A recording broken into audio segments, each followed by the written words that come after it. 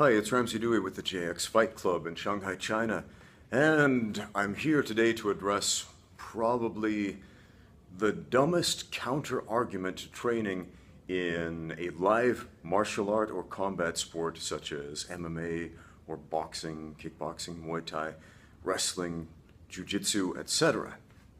Probably the dumbest argument I've heard against these martial arts, which is, oh, they're not realistic.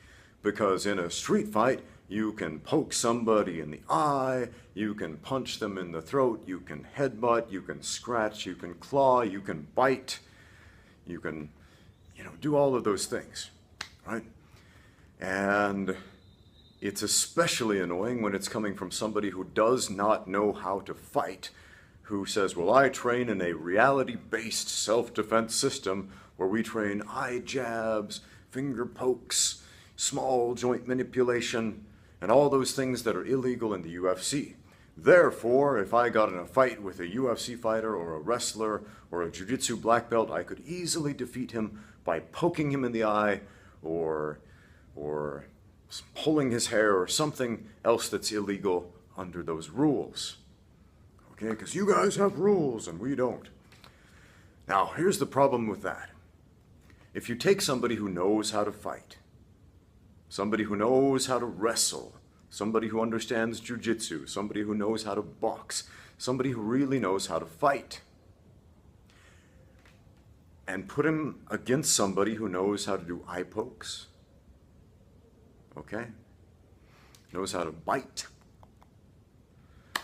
Who's going to win that fight when you take away the rules? The guy who understands position, who really understands how to fight, who understands how to put himself in the superior dominant position consistently every single time, and then you give him extra weapons?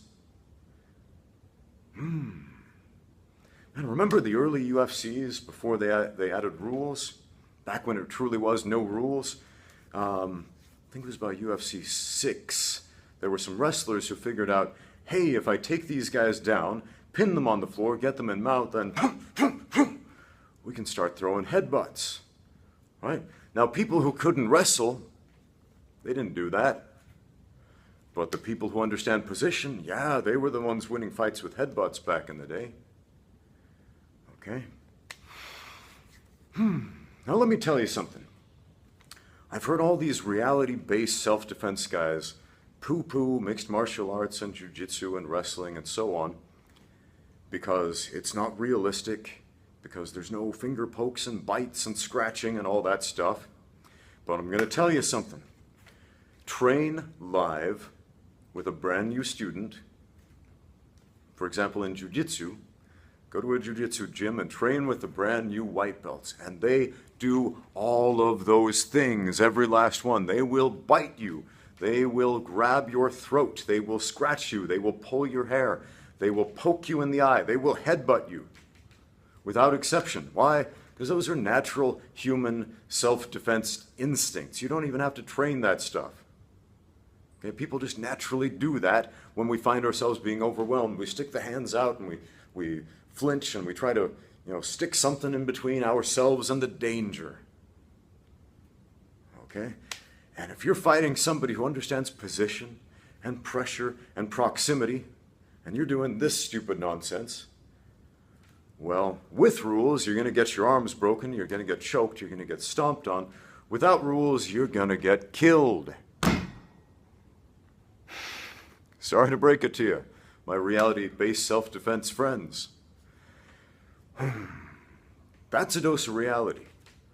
I mean, really, train with the brand new guys off the street. They're wild, they're untamed, and they force you to learn pretty quickly how to control somebody who is trying to poke you in the eye and bite you and headbutt you and all those illegal things and club you in the back of the head, and that's with rules. Yeah, so you come into a jiu-jitsu class, they'll tell you, no heel hooks or whatever if you're training for an IBJJF tournament, right? But the new guys will still do all that crazy illegal stuff. They will bite you, they will claw you, they will strike you instinctively. Man, they'll kick you in the groin. You know how many times I've been kicked in the groin during training?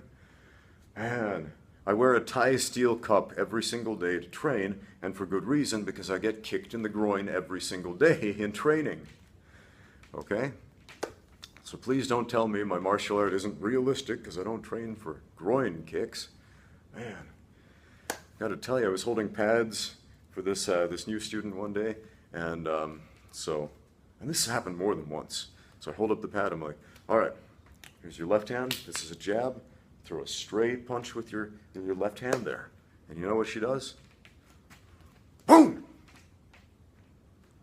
Threw a swift front kick right to the groin. It's like, that's not a punch. Okay, and again, that's happened more than once. Okay, because people, in a perceived combat situation, they freak out and they do stupid stuff when they're not trained. Right? So clawing and biting and all that, you know, if you understand position, and you can be dangerous with that stuff. If you take a really good boxer who can just boom, boom, boom, land his jab at will wherever he wants, he can pinpoint this side, this one, that side of the chin, that side of the chin, right up there, the ear, the temple, that sweet spot right there. You take a good boxer who can pinpoint that stuff with his jab, what do you think he can do with his thumb? What do you think a good boxer can do with a finger, two fingers together? Bah! Right? If he can pinpoint precision spots on the face and the chin and the ears and the neck with his fists,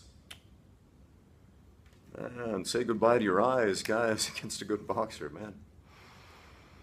So this rules schmools thing, this idea that rules water down martial arts, that's stupid. I'll tell you why, because these rules, these limitations allow us to specialize and become really, really good at certain skill sets.